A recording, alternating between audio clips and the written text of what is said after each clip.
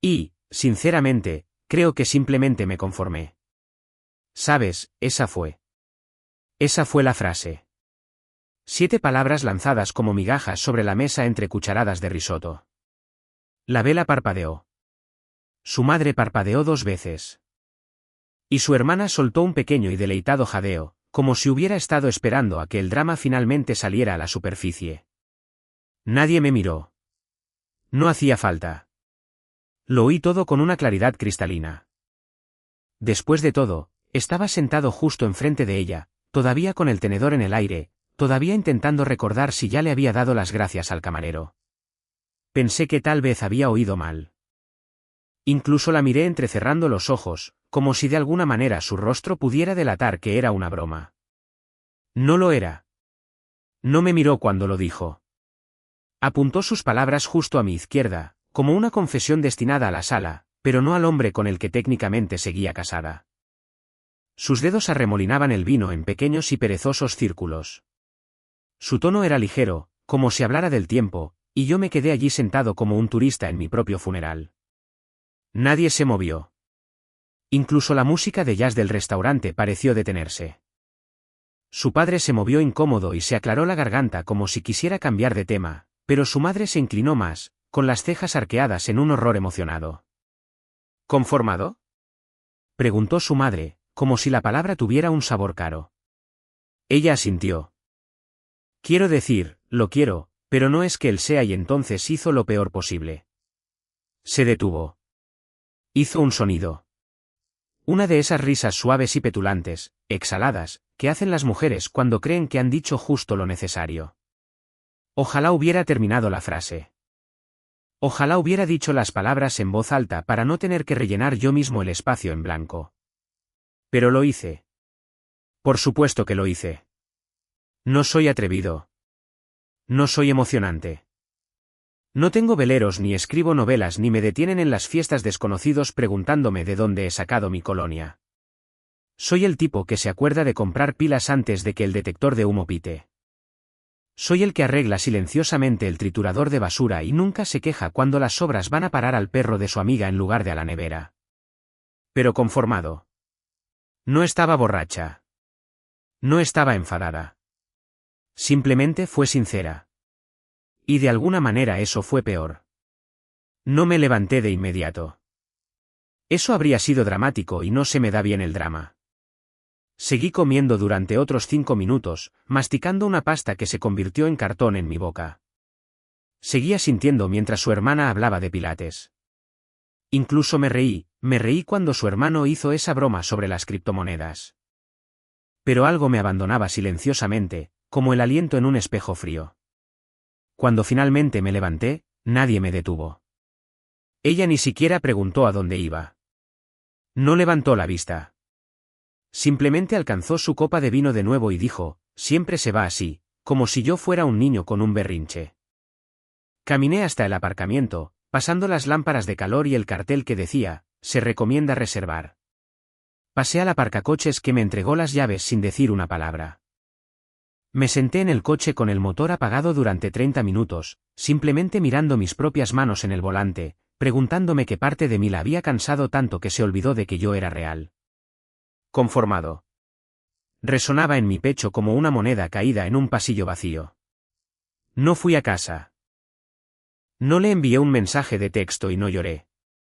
No en ese momento. Pero algo se había hecho añicos silenciosamente.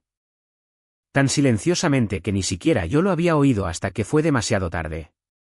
El motel que encontré esa noche tenía un letrero de neón rojo que decía libre y una máquina expendedora con la mitad de las luces fundidas. Cogí la habitación 11 porque el recepcionista dijo que tenía un calefactor que funcionaba. No es que planeara dormir. Recuerdo estar tumbado en ese colchón rígido, completamente vestido, con los zapatos puestos, los ojos bien abiertos mientras la televisión emitía reposiciones silenciadas de alguna comedia donde la gente se reía demasiado. Era surrealista, como si mi propia vida se hubiera detenido, pero el mundo hubiera decidido seguir adelante sin mí. Seguía repitiendo la palabra en mi cabeza. Conformado, una y otra vez. No lo gritó. No me lo lanzó en una pelea. Lo susurró con una sonrisa de suficiencia delante de toda su familia, como si yo fuera un trofeo de participación que desempolvaba y exhibía por obligación. Y la parte que realmente me atormenta. Nadie se inmutó, ni siquiera su padre. Fue entonces cuando me di cuenta. Quizás todos lo sabían. Quizás todos a su alrededor sabían que ella me veía como una especie de marido suplente, la elección segura, el marcador de posición. A la mañana siguiente, me senté en el borde de la cama viendo el vapor subir de una taza de café aguado de motel. Pensé en llamarla. No para pelear, no para suplicar, solo para preguntar por qué. Pero no lo hice. Sabía la respuesta, o al menos eso creía. No fue hasta que abrí su portátil que las cosas realmente empezaron a desmoronarse. No pretendía espiar. Estaba en el maletero, tirado entre una bolsa de gimnasio y una caja de cargadores viejos. Me pidió la semana pasada que lo llevara a reparar, dijo que se sobrecalentaba constantemente. Supuse que, como no iba a volver a casa pronto, quizás podría hacer yo mismo algunos diagnósticos. Trabajo en informática. Es a lo que me dedico. Es la única cosa en la que siempre he sido bueno, incluso cuando me sentía invisible en todas las demás facetas de mi vida. Lo primero que me sorprendió fue lo vacío que estaba su escritorio. Sin desorden, sin capturas de pantalla aleatorias, ni siquiera una papelera de reciclaje con archivos, solo un fondo de pantalla limpio de un lago al atardecer. Se sentía esterilizado, como si alguien lo hubiera limpiado para los invitados. Pero entonces noté una carpeta enterrada en lo profundo de los archivos del sistema. Estaba bloqueada, pero no de una manera que dijera que no quería que se viera, más bien como alguien que pensaba que nadie se molestaría en buscar. La desencripté en menos de 3 minutos. Dentro había docenas de archivos, PDFs, fotos, conversaciones copiadas. Y se me helaron las manos. Lo primero que abrí fue una carta escaneada de un agente inmobiliario, el anuncio de un apartamento, no en nuestra ciudad, ni siquiera en nuestro estado. Reconocí su firma al final de un contrato de alquiler. Lo había firmado el mes pasado. Parpadeé. Ninguna mención de mí. Ningún cofirmante, solo ella. Lo siguiente fue una captura de pantalla de una transferencia por Venmo a alguien llamado Jace. Había añadido una nota, para los vuelos. Carita sonriente. ¿Jace? No conocía a ningún Jace. Abrí más. Un itinerario de viaje. 2 billetes. Aruba. Fecha de salida, dentro de 2 semanas.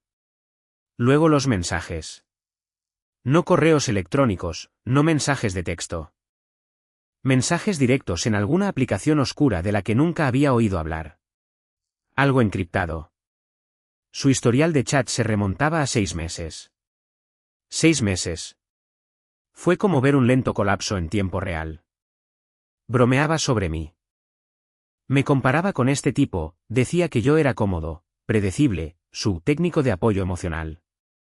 El peor, es el tipo de hombre que revisa 2 veces las cerraduras y cree que eso es amor. Me quedé mirando esa línea durante mucho tiempo. Yo revisaba las cerraduras porque me importaba. Porque pensaba que mantenerla a salvo era amor. Porque pensaba que fijarme en las pequeñas cosas me hacía valer algo. Pero al parecer ella quería fuego, caos. Alguien que no doblara su ropa ni etiquetara el especiero. No sabía si tirar el portátil, gritar o simplemente acurrucarme y desaparecer. En lugar de eso, guardé todo. Cada archivo, cada mensaje, cada recibo. No por venganza. Todavía no. Sino porque, por primera vez en nuestro matrimonio, necesitaba pruebas de que no estaba imaginando cosas. Que el dolor sordo en mi pecho durante el último año no era paranoia. Era la realidad asfixiándome lentamente mientras yo sonreía. No solo se había conformado. Había planeado su salida, la había reservado, financiado, y lo había hecho todo mientras se acostaba a mi lado por la noche, me pedía el coche prestado y me pedía que arreglara el wifi. Y lo peor de todo, probablemente lo habría llevado a cabo. Se habría escabullido silenciosamente como una hoja llevada por la brisa mientras yo llegaba a una casa vacía y encontraba una nota en la encimera de la cocina. Pero ya no. Aún no estaba enfadado. Eso vendría después. En ese momento, Solo estaba vacío y muy despierto. No volví de inmediato. No podía. La idea de ver su rostro, el rostro del que había memorizado cada línea, el que solía sentirme afortunado de ver al despertar, me oprimía el pecho como si me estuvieran aplastando desde dentro. En cambio, conduje sin rumbo durante horas. Crucé 3 fronteras estatales. Comí un sándwich rancio de una gasolinera sobre el capó de mi coche en algún lugar a las afueras de Fayetteville. Incluso consideré simplemente desaparecer, conducir hasta que la carretera se acabara, empezar de nuevo. Nuevo nombre, nueva ciudad, nueva historia. Pero la verdad es que yo no soy ese tipo. No soy espontáneo. No soy atrevido. Solo soy Curtis. El tipo que pensaba que cerrar las puertas por la noche significaba que todo estaba bien. Pero no podía dejarlo pasar. No podía fingir que sus palabras en la cena fueron un desliz del momento. No después de lo que vi en ese portátil. Eso no fue un momento. Eso era un plano. Un plan cuidadosamente trazado para reemplazarme mientras yo todavía doblaba su ropa y calentaba el coche cuando nevaba. Y la peor parte no fue la traición. Fue lo normal que lo hizo parecer. Como si amar a alguien en silencio ya no fuera suficiente. Como si los únicos crímenes que contaran fueran los ruidosos. Pasaron 3 días antes de que volviera a poner un pie en nuestra casa. Esperé hasta saber que ella no estaría. Tenía yoga semanal los miércoles por la noche, una clase que nunca se perdía. O al menos eso es lo que yo pensaba que era. Ahora ya no estaba tan seguro. Aparqué a 2 calles y caminé como un ladrón por mi propio barrio. La llave todavía funcionaba. Por supuesto que sí. La casa se veía igual. Esa fue la parte más inquietante. Todo estaba exactamente donde siempre había estado. Mi taza de café todavía se estaba secando junto al fregadero. Mis zapatillas estaban metidas debajo del sillón. Y el cargador de su teléfono, el que siempre perdía, colgaba de la mesita de noche, igual que antes. Nunca adivinarías que este lugar estaba a semanas de ser abandonado. Me moví rápido, no porque tuviera miedo, sino porque me sentía como un fantasma. Ya no se suponía que debía estar aquí. Estaba acechando mi propia vida. Cogí algo de ropa, mis herramientas, mi certificado de nacimiento, la caja ignífuga con nuestros documentos del seguro, y luego hice un pequeño desvío. Entré en su despacho, la habitación que nunca me dejaba organizar, con los cajones cerrados con llave y las pesadas cortinas florales. Me quedé en el umbral un segundo, con las manos temblando un poco, luego me acerqué al escritorio y empecé a abrir cosas. No buscaba más pruebas. Ya las tenía. Buscaba una intención, una señal de que quizás se arrepentía de algo, de que alguna parte de ella dudaba. Pero todo lo que encontré fueron notas adhesivas con afirmaciones como, te mereces más y no te conformes con un amor suave. Se estaba autoconvenciendo, reforzando su engaño con mantras de Pinterest. Encontré una lista titulada Pasos de salida, escrita con su letra afilada. Tenía casillas marcadas junto a cosas como reservar billete de Jace, transferir ahorros y decirle a Curtis después del vuelo. No hablar, no discutir, ni siquiera explicar. Decirle, como si fuera una formalidad. Me senté en su silla y me quedé mirando la lista. Algo dentro de mí se rompió entonces, no como un chasquido limpio, más como la lenta fisura de la madera bajo presión. Silencioso, final. Lo volví a poner todo como lo encontré. Cerré cada cajón, enderecé cada papel, porque si ella quería jugar a la normalidad, yo también podía jugar a ese juego. De hecho, podía jugarlo mejor. Esa noche, volví al motel, me di una ducha caliente por primera vez en días y empecé a redactar una carta. No para ella, todavía no. Para un abogado, uno discreto, alguien que había encontrado en internet especializado en protección de activos predivorcio. No iba a gritar. No iba a suplicar. Iba a jugar su juego de frialdad, pero mejor. Iba a construir una nueva realidad a sus espaldas, tal como ella me lo hizo a mí. Pero todavía no le dije que lo sabía. En cambio, esperé. Dejé que me enviara un mensaje de texto fingiendo estar dolida por haberme marchado bruscamente durante la cena. No preguntó dónde estaba. No se disculpó por lo que dijo. Simplemente envió un mensaje: podemos hablar cuando se te pase el berrinche. ¿Berrinche? Me reí al leer eso. Una risa fuerte y amarga que sobresaltó a la pareja de ancianos de la habitación de al lado. A la mañana siguiente, respondí: sí, hablemos este fin de semana. Pasaré por allí. Me contestó un minuto después, solo con un emoji de pulgar hacia arriba. Fue entonces cuando supe que no me veía como una amenaza. Ese sería su mayor error. Llegó el sábado y me presenté en casa con una bolsa de la compra. Quería ver lo buena que se había vuelto fingiendo, y no me decepcionó. Cuando abrió la puerta, su rostro vaciló por un segundo. No sorpresa, no culpa. Algo más extraño, como si hubiera llegado pronto a una reunión para la que no estaba del todo preparada. Pero en cuestión de momentos, sonrió. Esa sonrisa educada y ensayada. La misma que usaba para su jefe o su dentista. El tipo de sonrisa que decía: mantengamos esto ordenado. Hola, dijo, haciéndose a un lado como si todavía fuéramos compañeros en algo. Entré. El aire olía a lavanda y suavizante, una perfumada ilusión de paz. Nada estaba fuera de lugar. Mis zapatos seguían junto a la puerta. Mis llaves, en el cuenco. No había empaquetado ni una sola caja. Quizás porque pensaba que nunca me daría cuenta de lo que había estado planeando. O quizás porque se convenció a sí misma de que la perdonaría, como siempre lo había hecho antes. Le entregué la bolsa de la compra sin decir una palabra. Parpadeó, sorprendida, y miró dentro. Granos de café, dijo lentamente. Tu favorito. Asentí. Pensé que podríamos hablar con una taza. Soltó una risa corta e incómoda, y algo en la forma en que frotaba su pulgar contra el asa de la bolsa me dijo que estaba intentando medir la temperatura del ambiente, preguntándose si necesitaba jugar con suavidad o con dureza. Pero mantuve mi tono neutral, tranquilo, controlado. No tenía intención de darle una pista sobre lo que estaba sucediendo detrás de mis ojos. En la cocina, se movía como si no hubiera pasado los últimos 6 meses tramando una huida. Midió el café molido, llenó la tetera y se apoyó en la encimera como si estuviéramos a punto de discutir los planes para el fin de semana. Me sorprendió que te fueras así, dijo casualmente, manteniéndose de espaldas a mí, en la cena. Quiero decir, como que lo convertiste en un problema. No dije nada. Me miró de reojo y continuó. Ya sabes cómo es mi madre. Hace preguntas que suenan inocentes pero no lo son.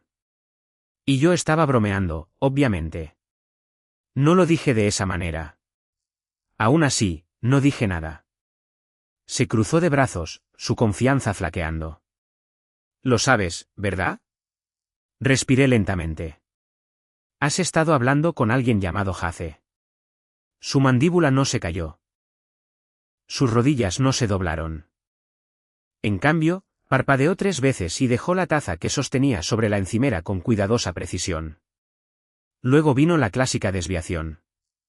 ¿Por qué has revisado mis cosas? Con eso empezó. No con una negación, no con sorpresa, sino con un inmediato intento de culparme a mí. Fue casi impresionante, de una manera retorcida. No he revisado nada, repliqué. Tu portátil estaba en mi maletero. Me pediste que lo arreglara. Abrió la boca, pero no salieron palabras. Su rostro no se descompuso como en las películas. No lloró ni gritó ni suplicó. Simplemente hizo una pausa, como alguien recalculando una ruta después de equivocarse de salida. ¿Y qué? Dijo finalmente, con la voz más baja ahora. Leíste algunos mensajes, viste un par de transferencias y sacaste conclusiones precipitadas. Podía sentir el pulso en mi garganta, pero me mantuve firme. Leí lo suficiente para saber que no ibas a decírmelo hasta que ya te hubieras ido. Sacudió la cabeza, casi con lástima. Curtis, no hemos sido felices en años. Lo sabes. Eres un buen tipo. Tienes buenas intenciones, pero necesito más que rutinas, charlas de tecnología y cenas de microondas. Necesito algo que se sienta vivo, algo que me desafíe. Me reí. No quise hacerlo. Simplemente se escapó. Una risa amarga y rota que salió raspando de mi pecho antes de que pudiera detenerla. ¿Quieres decir, alguien que te llama al cielo en mensajes que desaparecen y te deja pagar la cuenta mientras planea una escapada a la playa? Esa dolió. Sus mejillas se sonrojaron. Ya fuera por ira o por vergüenza, no podría decirlo. Pero ahora se inclinó hacia adelante, con más veneno en los ojos. Estás actuando como una víctima en un drama que tú mismo ayudaste a escribir. Te desconectaste hace mucho tiempo, Curtis. Siempre estuviste más interesado en las actualizaciones de servidores que en mí. Ahí estaba, su versión de la verdad. Había oído fragmentos en sus chats guardados. Pero ahora tenía la actuación completa. Yo era aburrido. Yo era seguro. Yo era olvidable. Y Jace, un niñato bronceado sin nada a su nombre, había encendido algo en ella que no había sentido desde la universidad. Me quedé allí y la dejé hablar. Dejé que volcara años de resentimiento que nunca dijo en voz alta cuando aún podíamos salvarnos. Asentí en los momentos adecuados. Incluso ofrecí una pequeña y triste sonrisa, como si finalmente estuviera entendiendo lo que necesitaba. Y entonces dejé caer el sobre la encimera. ¿Qué es esto?, preguntó. Una cronología, registros financieros, capturas de pantalla, mensajes, impresiones de los documentos que firmaste para alquilar el apartamento, copias de las transferencias que hiciste, copias de los recibos que le enviaste. Su mano tembló al cogerlo. ¿Por qué me das esto? Porque vas a firmar una separación limpia.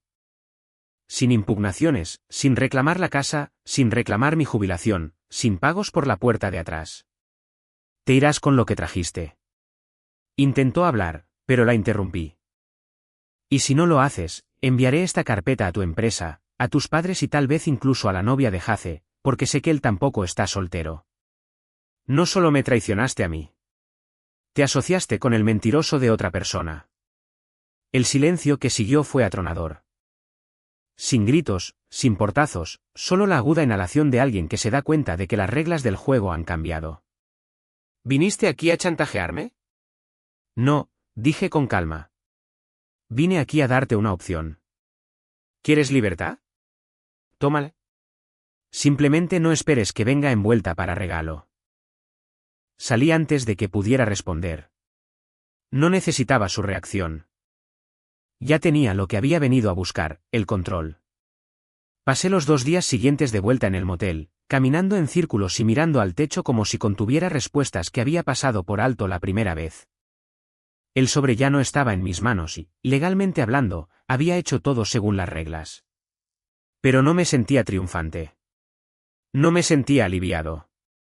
Si acaso, sentía como si estuviera flotando por encima de mi propia vida, viendo a un hombre desmoronarse con cada hora que pasaba. No porque la hubiera perdido a ella. Creo que, en el fondo, la había perdido mucho antes de que Jace apareciera en escena. Sino porque me di cuenta de cuánta gente lo sabía, y ni uno solo de ellos dijo una palabra.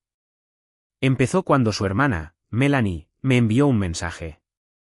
Una sola línea, te lo dijo, ¿verdad? Al principio, pensé que se refería al romance. Pero cuanto más miraba el mensaje, más sentía que era otra cosa, algo con más capas. La llamé. Respondió al tercer tono. No pensé que lo haría, dijo Melanie. Su voz era baja, casi como si temiera que la escucharan, aunque se notaba que estaba sola. Lleva casi 1 año hablando de irse. ¿1 año? Repetí. ¿Te refieres a todo el tiempo que pensé que estábamos arreglando las cosas? Melanie no respondió de inmediato. Luego, como si lo hubiera estado guardando durante demasiado tiempo, lo soltó todo. Traté de disuadirla. Le dije que fuera sincera antes de hacer algo irreversible, pero ella solo sonreía.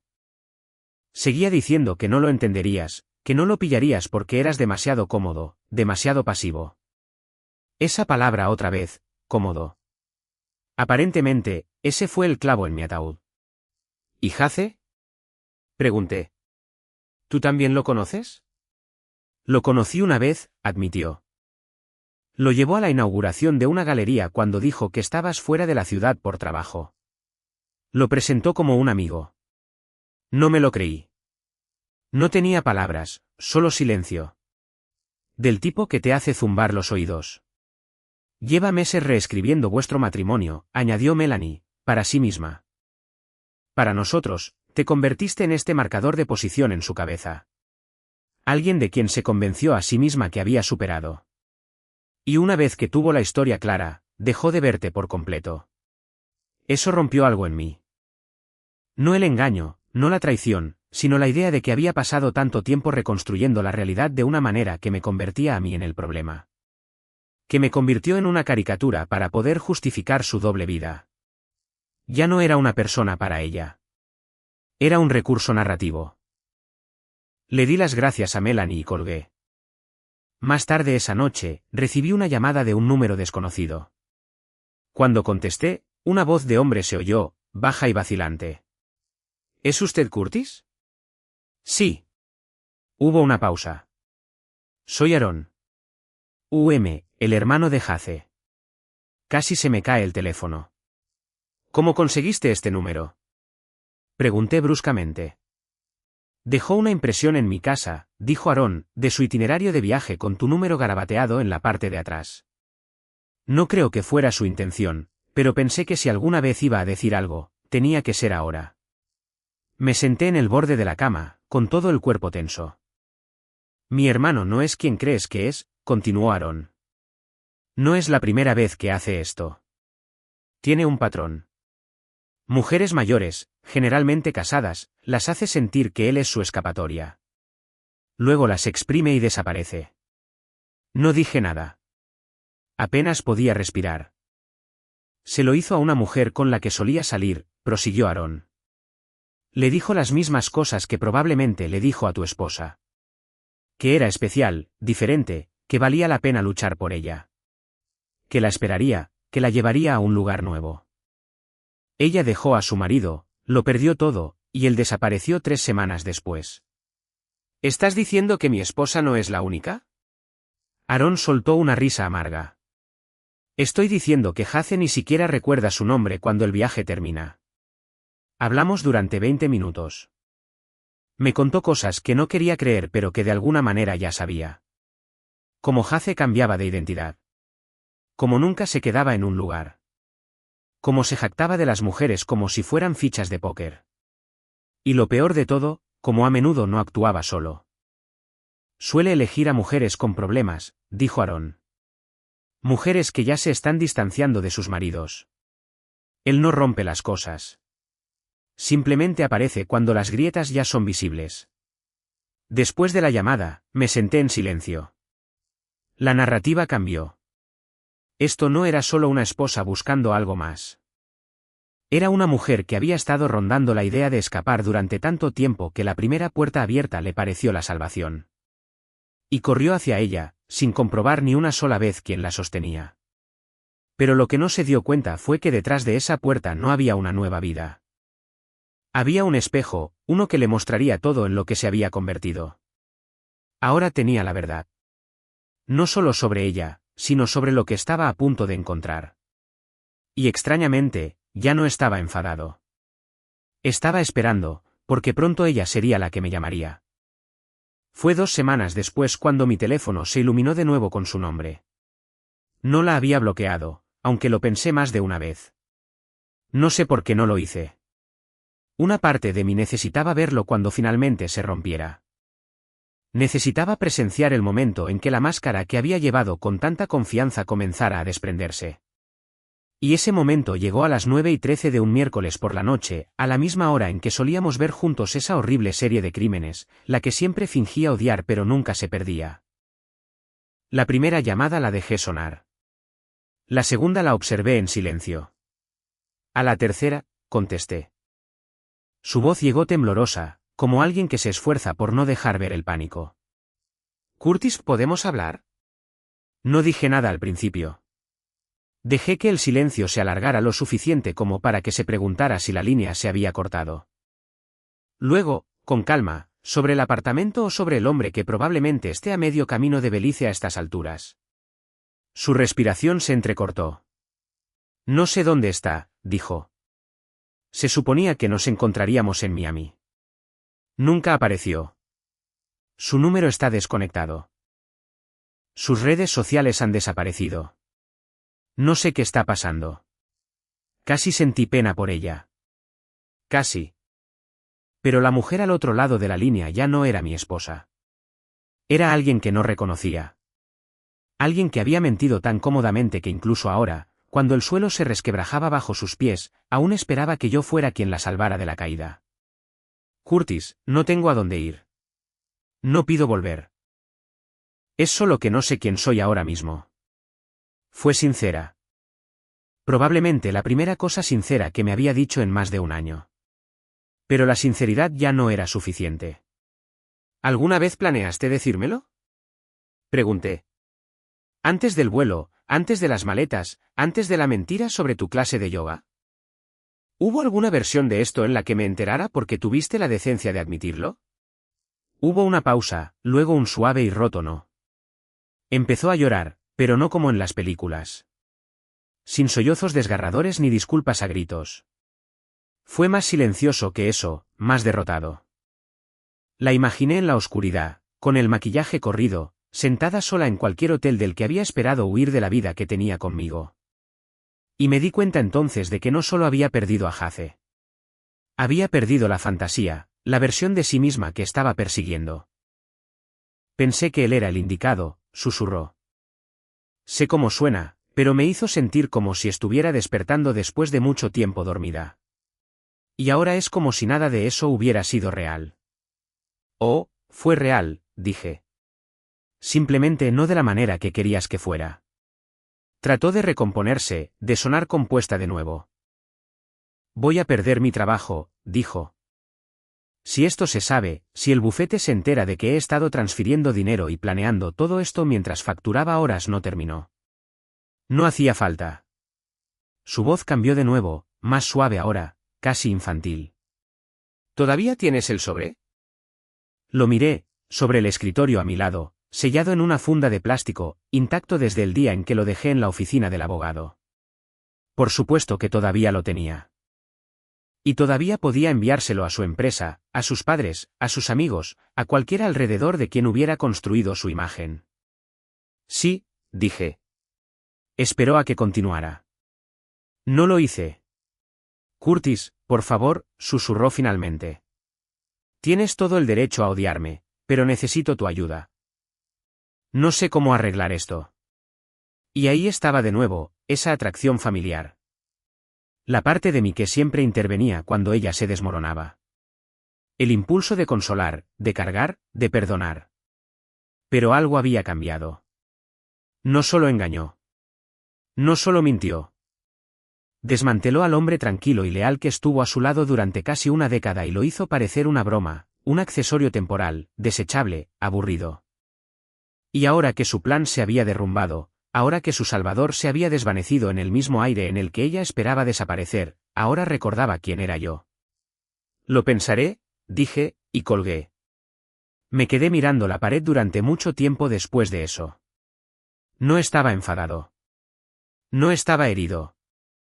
Estaba entumecido de una manera que no podía explicar. Y debajo de todo, una simple verdad palpitaba en el silencio. No me extrañaba a mí. Extrañaba al hombre que habría limpiado su desastre sin hacer preguntas. Pero ese hombre se había ido.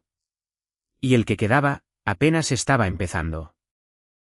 No dormí esa noche. No porque estuviera enfadado, ese barco ya había zarpado, sino porque no podía quitarme la sensación de que algo todavía no cuadraba.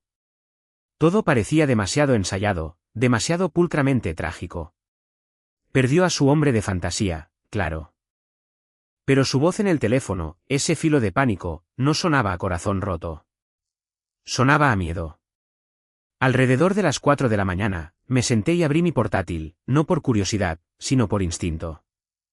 No había vuelto a indagar desde la noche en que encontré sus archivos ocultos. Me dije a mí mismo que ya no me importaba, que ya había visto suficiente. Pero hay algo en la traición que te hace desear un cierre, incluso cuando sabes que es venenoso. Así que busqué. No a Jace. Ya sabía todo lo que necesitaba saber sobre ese fantasma cambiante. La busqué a ella. No la versión que conocía, sino la que mantenía oculta en registros laborales, rastros digitales, suscripciones, alias, copias de seguridad y almacenamiento en la nube olvidado. Lo que encontré no solo retorció el cuchillo, sino que dejó caer la hoja. Había otro nombre, una identidad diferente, completamente. No falsa, sino anterior. Un nombre que había usado a principios de sus 20, antes de que yo la conociera, antes de que lo cambiara legalmente cuando quiso un nuevo comienzo. Recordé que una vez me dijo, de pasada, que solía odiar su apellido. Algo sobre que sonaba demasiado afilado, demasiado de Europa del Este. Nunca le di mucha importancia en su momento. La gente se cambia el nombre todo el tiempo. Pero de lo que no me di cuenta, de lo que debería haberme dado cuenta, fue de que no solo estaba escapando de un apellido. Estaba escapando de una historia. Ese nombre sacó a la luz un expediente judicial, civil, sellado, pero el índice seguía siendo público. El caso, acusaciones de fraude laboral. Un socio de una agencia de marketing boutique había presentado una demanda civil por malversación interna. Se había resuelto discretamente. Sin cargos, sin cárcel, solo un pago y un acuerdo de confidencialidad. Me quedé mirando la pantalla durante más de una hora. Tenía las manos heladas, el estómago vacío. Había pasado 9 años con alguien a quien ni siquiera podía buscar correctamente en Google porque ella se aseguró de que nunca tuviera el nombre correcto para empezar. Debería haberme sentido estúpido, humillado, pero todo lo que sentí fue una creciente sensación de inevitabilidad, como si hubiera estado nadando en una piscina que ella construyó lo suficientemente profunda como para que nunca viera el fondo. Más tarde esa tarde, recibí otra llamada. No de ella, de un número bloqueado. La dejé pasar al buzón de voz.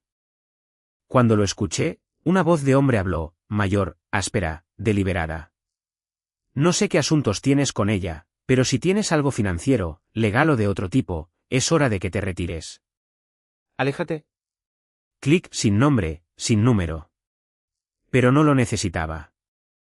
Reconocía una amenaza cuando la oía, y sabía lo que significaba. No solo estaba huyendo de mí o de nosotros. Estaba huyendo de gente mucho menos paciente. Gente a la que probablemente no le importaba lo que dijera en la cena o cómo empacaba sus maletas. Gente que no pedía carpetas ni firmas. Gente que no colgaba cuando terminaba. Y ella pensaba que yo era su puerto seguro. Conduje hasta el otro lado de la ciudad, a la oficina de mi abogado. Actualicé todo, moví los documentos de archivo pasivo a revisión activa. Hice mi declaración, grabé las amenazas, reenvié el mensaje de voz y me aseguré de que mi nombre no estuviera vinculado al de ella de ninguna manera. Sin huellas financieras, sin contaminación cruzada. Me estaba borrando de su mundo más rápido de lo que ella jamás podría haber imaginado. Salí de la oficina tranquilo, concentrado. Y entonces mi teléfono se iluminó de nuevo. Esta vez era un mensaje de vídeo de ella. No quería abrirlo. Lo miré durante lo que parecieron años, con el pulgar flotando, el corazón latiendo con fuerza, porque si era lo que pensaba que era, si era una súplica o una confesión o una despedida, significaría que la historia no había terminado de desmoronarse. Y no estaba seguro de querer saber dónde terminaría. Pero la curiosidad es algo cruel. Así que le di al play. El vídeo se abrió en la oscuridad. Sin audio al principio, solo un parpadeo de movimiento, el brillo granulado de alguna lámpara de hotel barata en la esquina. Luego emergió su rostro, pálido, hundido, más viejo de alguna manera en solo cuestión de días. Estaba sentada en el borde de una cama, con las rodillas recogidas, vistiendo una sudadera que no había visto desde el otoño pasado. Una de las mías, me di cuenta. Solía ponérmela los domingos lluviosos cuando veíamos películas con las cortinas echadas. Hola, dijo. Su voz era baja, apenas un susurro. Si estás viendo esto, significa que oficialmente me he quedado sin formas de fingir que todavía tengo el control. Respiró hondo, del tipo que tomas cuando has estado llorando tanto tiempo que tu cuerpo olvida cómo parar.